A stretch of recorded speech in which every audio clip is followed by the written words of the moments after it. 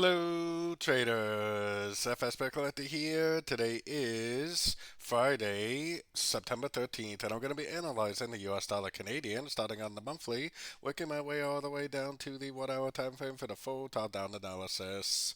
So on the dollar CAD, I still think this is 5 waves up for wave A. I still think this is an A, B, C of wave B, and I still think at some point it probably will make another attempt to go up, but right now I think we just need to concern ourselves with this wave C of wave B on shorter time frames.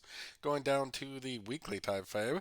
On the weekly time frame, ever since we had this breaker structure, I think it confirms that this is the end of a wave B, that this is the A, and that this is actually probably pretty likely an ABC of 2, and then a wave 3, a wave 4, and a wave 5 to come. So a 1, 2, 3, 4, 5 of wave C, which should be a wave C of wave B.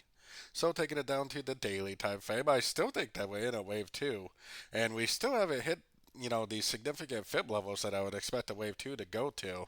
I do think there's a pretty good chance this is going to drift down, but I think this might actually end up being a crescent to the move up, and I think there's a pretty good chance we will go up again for more of a proper three-wave pattern before it actually does give us that Fibonacci bounce and continue down for that wave 3.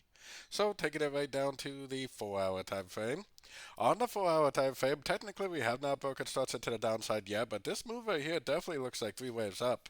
So this right here is 5 waves up. This is 3 waves down. So 3 waves down, 3 waves up normally either leads to 3 waves down or 5 waves down. So I think there's a pretty good chance this is going to go down, maybe to one of these lower Fibonacci levels, probably break structure, and then probably start that bigger move to the upside like I was showing on the daily time frame, either 3 waves down or 5 waves down.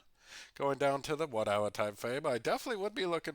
Yeah, I mean, technically we don't have a break of structure, but it's pretty obvious that the trend is over because of the lower highs, and I guess we do have a break of structure right here.